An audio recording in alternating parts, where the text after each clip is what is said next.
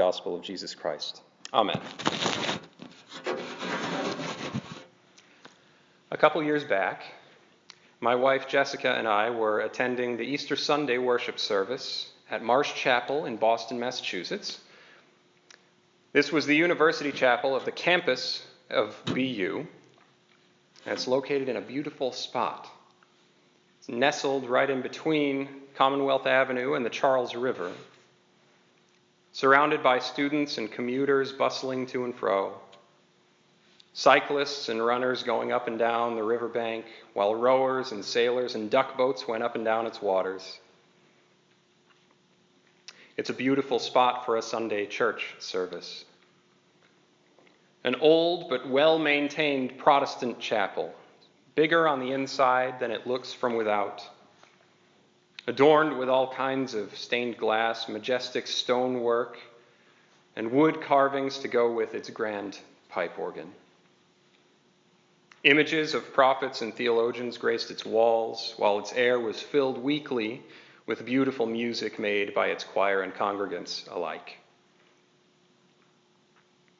A couple years back, Jessica and I were attending Easter Sunday worship at Marsh Chapel, when the chapel's dean, a professor of mine named Robert Allen Hill, took to the pulpit to ask all of us a question. Whence benevolence? He asked. Whence benevolence? Benevolence, goodwill or goodness, or perhaps the love that makes the world go round. Whence does it come? From where or from whom or from what does this world's goodness originate? The question was more problematic than any of us realized. Whence benevolence? He asked. You see, our community and our society had been through a lot as of that day. Our nation was in the midst of a great amount of social and cultural upheaval. Many of our leaders had continued to favor political gain and career preservation over public service. And Boston itself was approaching the 2-year anniversary of a horrific bombing which took place during its proudest event, the Boston Marathon, merely blocks away from where we were worshiping that morning. We were in the midst of a turbulent and tumultuous time. Looking back, we all realize that not much has changed. Whence benevolence? He asked. In a world in which we continue to value monetary growth over growth of character, in a world in which our education system, research and innovation, our infrastructure, and our working class continue to be neglected for the sake of economic gain, in a world in which our environment continues to suffer under the strain of overpopulation, abuse of land, and misuse of resources, in a world that seems as violent and chaotic and confusing as it ever has. Whence benevolence? In a world in which race relations remain arduous despite our best efforts, in which Black History Month and the first major black superhero movie are targeted and questioned by white supremacists simply for being what they are, in a world in which the American dream remains only a dream for impoverished minorities and immigrants who are suddenly being told they are no longer welcome, in a world in which so much of our discourse is guided by anger and resentment rather than by grace and understanding. Whence benevolence?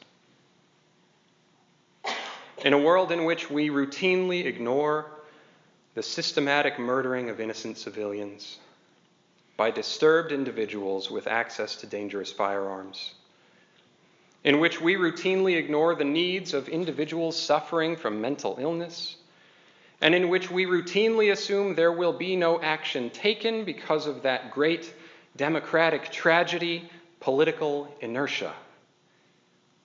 Whence benevolence? Where does the good come from? Where does the good come from?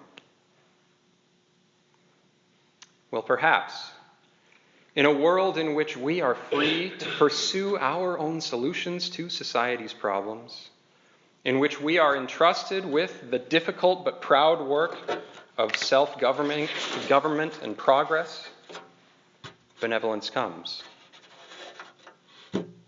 Perhaps in a world in which we are able to live together in tension, even if we have difficulty understanding the customs and viewpoints of those who are different from us. Perhaps in a world in which that dream of Martin Luther King's can feel possible, and in which Black History Month and minority representation, whether racial or economic or political, is yet maintained, benevolence comes. Perhaps in a world in which the fight for peace and justice is equal to the fight against it. Perhaps in a world in which the evil efforts of those who would destabilize society and turn it against itself are resisted and prevented. In which those who commit unspeakable acts against their fellow men and women through endless violent means are held responsible for those actions. And in which the good continue to outnumber the bad by virtue of their willingness to act on love rather than on hate, benevolence comes. Perhaps in a world in which we are able to gather together in community, in fellowship, in discipleship, in worship and praise, and in prayer, benevolence comes. Perhaps in a world in which the realities of love and grace far outweigh the warped visions of anger and fear, benevolence comes. Perhaps in a world in which we too are allowed to make mistakes, benevolence comes. Perhaps in a world in which we have been promised forgiveness through the divine sacrifice of Jesus Christ, and through the love and grace which led God to send him among the people. Perhaps in a world of godly making, in a world in which no amount of death can ever prevent new life, in which no amount of darkness can ever prevent the light, and in which no amount of division or violence can ever outweigh the communion of humanity, benevolence comes. Surely, benevolence comes.